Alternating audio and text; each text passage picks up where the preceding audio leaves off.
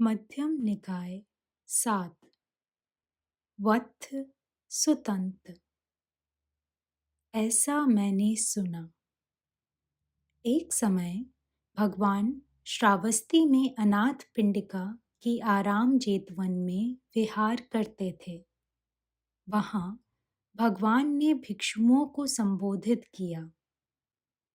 भिक्षुओं, भदंत कह उन भिक्षुओं ने भगवान को उत्तर दिया। भगवान ने यह कहा, भिक्षुओं, जैसे कोई मैला कुचैला वस्त्र हो, उसे रंगरेज ले जाकर जिस किसी रंग में डालें, चाहे नीला हो, चाहे पीत हो, चाहे लाल, चाहे मांजिष्ट, वह बदरंग ही रहेगा, अशुद्ध वर्ण ही रहेगा। सो किस लिए? भिक्षुओं, वस्त्र के अशुद्ध होने से। ऐसे ही भिक्षुओं, चित्त के मलिन होने से दुर्गति अनिवार्य है। जैसे भिक्षुओं, उजला साफ वस्त्र हो, उसे रंगरेज ले जाकर जिस किसी ही रंग में डालें, वह सुरंग निकलेगा, शुद्ध वर्ण निकलेगा। सो किस लिए? भिक्षुओं, वस्त्र के शुद्ध होने के कारण।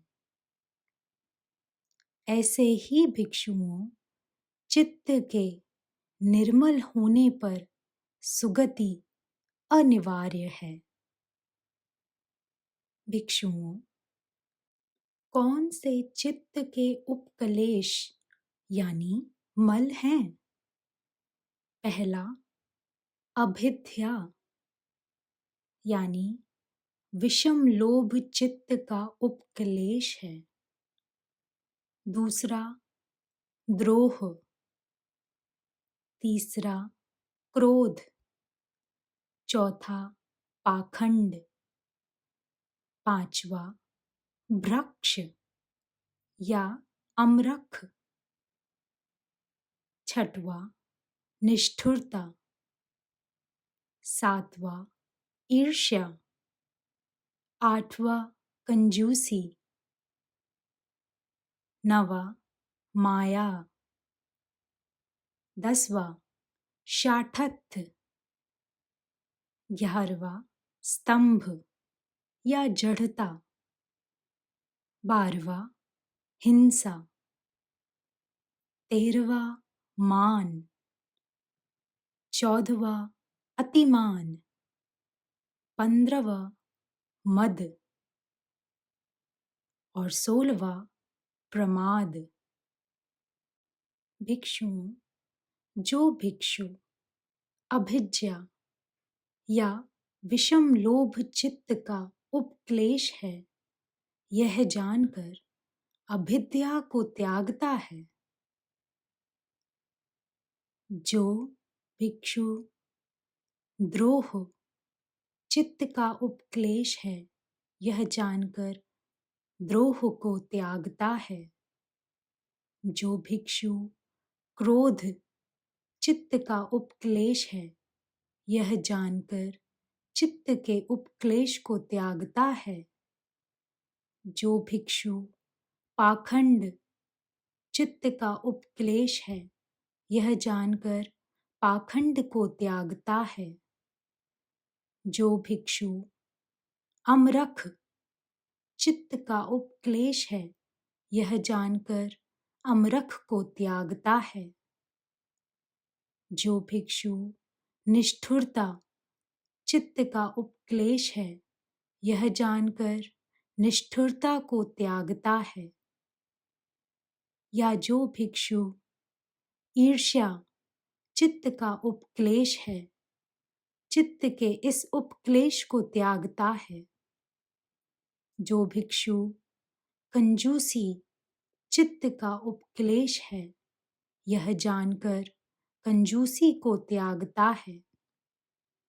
जो भिक्षु माया चित्त का उपक्लेश है, यह जानकर माया चित्त के उपक्लेश को त्यागता है। जो भिक्षु शाठ्य चित्त का उपक्लेश है, यह जानकर शाठ्य को त्यागता है। जो भिक्षु स्तंभ चित्त का उपक्लेश है, यह जानकर स्तंभ चित्त के इस उपक्लेश को त्यागता है। या जो भिक्षु हिंसा चित्त का उपक्लेश है, यह जानकर हिंसा को त्यागता है। जो भिक्षु मान चित्त का उपक्लेश है, यह जानकर मान को त्यागता है। जो भिक्षु अतिमान चित्त का उपक्लेश है, यह जानकर अतिमान को त्यागता है। जो भिक्षु मद और प्रमाद चित्त का उपक्लेश है, यह जानकर मद और प्रमाद चित्त के इन उपक्लेशों को त्यागता है। भिक्षुओं, जब भिक्षु ने अभिध्या चित्त का उपक्लेश है, यह जानकर चित्त के उपक्लेश अभिध्या को त्याग दिया, इसी प्रकार बाकी दूसरे चित्त के उपक्लेशों को जानकर चित्त के उपक्लेशों को त्याग दिया है, तो वह बुद्ध में अत्यंत श्रद्धा से युक्त होता है।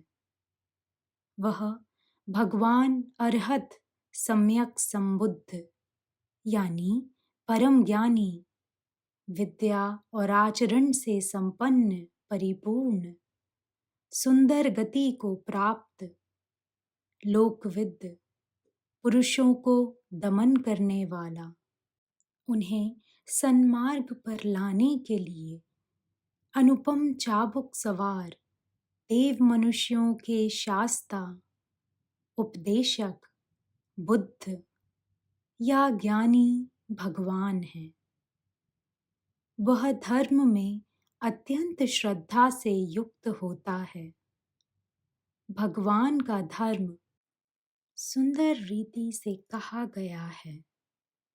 वह इसी शरीर में फल देने वाला, कालांतर में नहीं, सद्यः फलप्रद, यहीं दिखाई देने वाला, निर्वाण के पास ले जाने वाला, पुरुषों को अपने ही भीतर विदित होने वाला है। वह संघ में अत्यंत श्रद्धा से युक्त होता है। भगवान का श्रावक सुप्रतिपन्न है। सरल मार्ग पर आरूढ़ है, न्याय मार्ग पर चलता है, ठीक मार्ग पर आरूढ़ है। यह जो 4 पुरुष युगल, जो कि स्त्रोत आपन्न, सकुदागामी, अनागामी, अरहत और 8 पुरुष पुद्गल हैं, यही भगवान का श्रावक संघ है, जो कि आह्वान करने योग्य है, पाहुना बनाने योग्य है, दान देने योग्य है, हाथ जोड़ने योग्य है और लोक के लिए पुण्य का क्षेत्र है। जब उसके वह मल वमित, त्यक्त, मोचित, नष्ट, विसर्जित होते हैं और मैं बुद्ध में अत्यंत श्रद्धा से युक्त हूँ, यह सोचकर वह अर्थवेद, धर्मवेद को पाता है और धर्म वेद संबंधी प्रमोद को पाता है। प्रमुदित पुरुष को प्रीति होती है, संतोष होता है। प्रीतिमान की काया शांत होती है। प्रश्रब्ध काय सुख अनुभव करता है। सुखी का चित्त एकाग्र होता है। मैं धर्म में अत्यंत श्रद्धा से युक्त हूँ, यह सोचकर वह मैं संघ में अत्यंत श्रद्धा से युक्त हूँ, यह सोचकर वह जब उसके वह मल त्यक्त होते हैं या नष्ट होते हैं, तो वह अर्थवेद को, धर्मवेद को पाता है। सुखी का चित्त एकाग्र होता है। भिक्षुओं, वह ऐसे शील वाला, ऐसे धर्म वाला, ऐसी प्रज्ञा वाला भिक्षु चाहे काली भूसी आदि चुनकर बने शाली के भात को अनेक सूप और व्यंजन के साथ खाए, तो भी उसको विघ्न नहीं होगा। भिक्षुओं, जैसे मैला कुचैला वस्त्र स्वच्छ जल को प्राप्त हो शुद्ध साफ हो जाता है, भट्टी की घड़िया में पड़कर सोना शुद्ध साफ हो जाता है, ऐसे ही भिक्षुओं, ऐसे शील वाला, ऐसे धर्म वाला, ऐसी प्रज्ञा वाला भिक्षु चाहे शालील के भात को ही क्यों ना खाए, तो भी उसको विघ्न नहीं होगा। वह मैत्री युक्त चित्त से एक दिशा को परिपूर्ण कर विहरता है, वैसे ही दूसरी दिशा को, वैसे ही तीसरी और चौथी दिशा को। इस प्रकार ऊपर नीचे आड़े बेड़े सबका विचार रखने वाला, सबके अर्थ विपुल, महान प्रमाण रहित, वैर रहित, व्यापार रहित, मैत्री युक्त चित्त से सारे लोक को पूर्ण कर विहार करता है। वह करुणा युक्त चित्त से एक दिशा को, वैसे ही दूसरी दिशा को, तीसरी और चौथी दिशा को परिपूर्ण कर विहरता है। मुदिता युक्त चित्त से चारों दिशाओं को विहरता है। उपेक्षा युक्त चित्त से चारों दिशाओं को विहरता है। वह जानता है कि यह निकृष्ट है, यह उत्तम है, इन लौकिक संज्ञाओं से ऊपर निकास है। ऐसा जानते, ऐसा देखते हुए उसका चित्त काम वासना रूपी आश्रव से मुक्त हो जाता है, भव आश्रव से मुक्त हो जाता है, अविद्या आश्रव से मुक्त हो जाता है।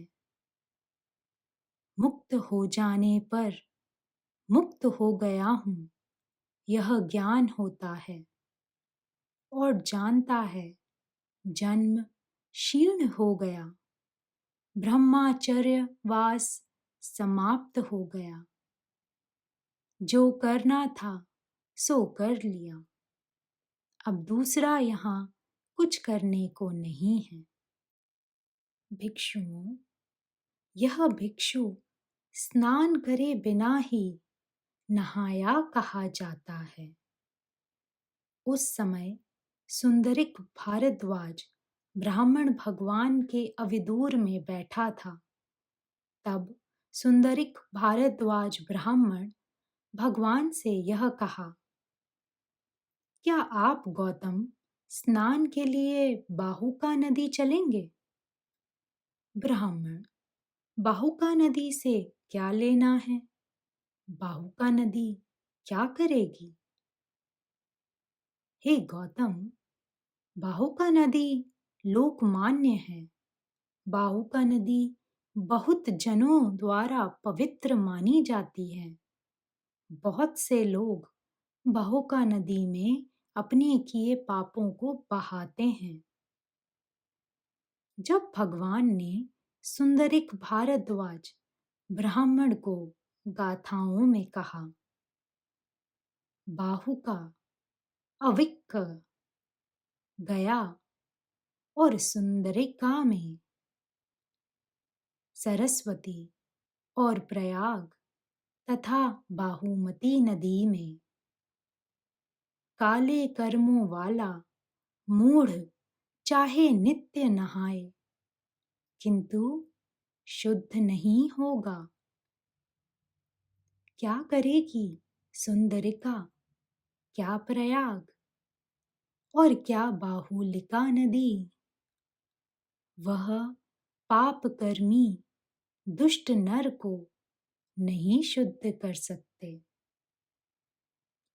शुद्ध नर के लिए सदा ही फल्गु है। शुद्ध के लिए सदा ही उपोसथ है। शुद्ध और शुचि कर्मा के व्रत सदा ही पूरे होते रहते हैं। ब्राह्मण, यही नहा, सारे प्राणियों का क्षेम कर। यदि तू झूठ नहीं बोलता, यदि प्राण नहीं मारता, यदि बिना दिया नहीं लेता और श्रद्धावान मत्सर रहित है, तो गया जाकर क्या करेगा? शुद्र जलाशय भी तेरे लिए गया है।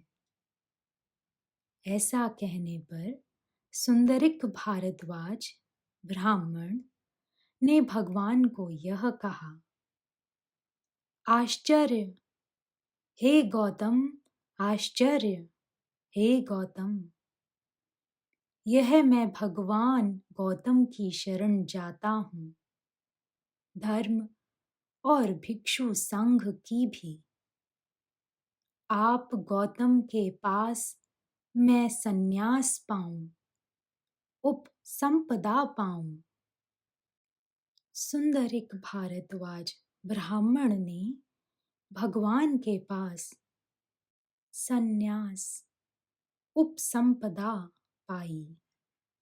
उपसंपदा पाने के बाद आयुष्मान भारद्वाज एकांत में प्रमाद रहित, उद्योग युक्त, आत्मनिग्रही हो विहरते।